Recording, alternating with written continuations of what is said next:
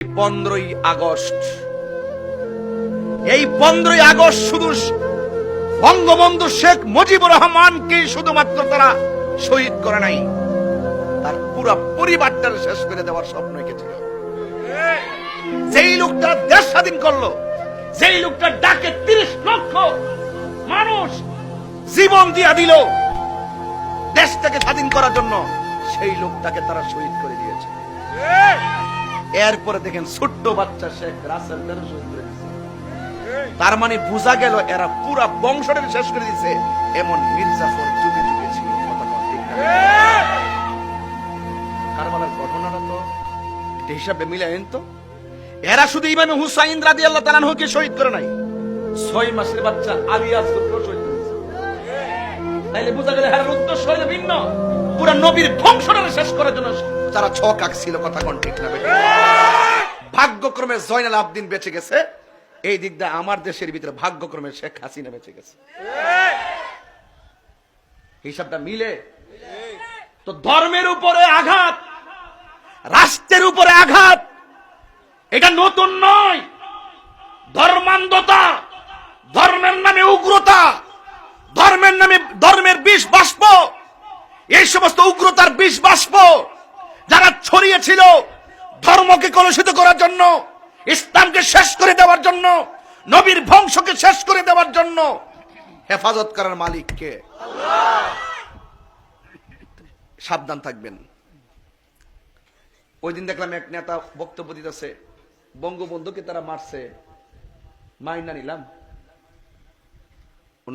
ওনার পুরা পরিবারটারে কেন মারলো? ওনারা মারছে একবার চিন্তা করছি, ওনার পরিবারটারে মারছে 2 বার চিন্তা করছি। আবার যখন কোর্ট প্রমাণ করে এই লোকগুলার হত্যাকারী আপনি, তখন আমি 3 বার চিন্তা করছি। এখন মনে হয় যারা আসামি তাদের তো বংশ আছে, এই বংশগুলো তো আমাদেরকে মারার জন্য চেষ্টা করবে।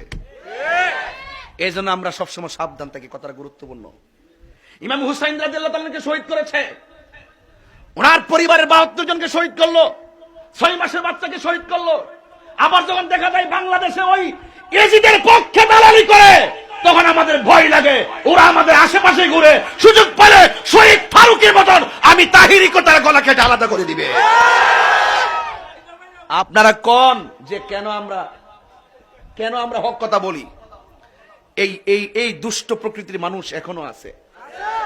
সুযোগ পেলে রাষ্ট্র শেষ করে দিবে, সুযোগ পেলে ধর্ম শেষ করে দিবে, সুযোগ পেলে আপনি যে রাষ্ট্রপ্রেমিক হন, দেশ নায়ক হন, আপনাকে শেষ করবে। আপনি যে ধর্মের প্রেমিক হন, রসুলের প্রেমিক হন, ওই দুষ্ট প্রকৃতির লোকগুলো আপনাকে শেষ করে দিবে।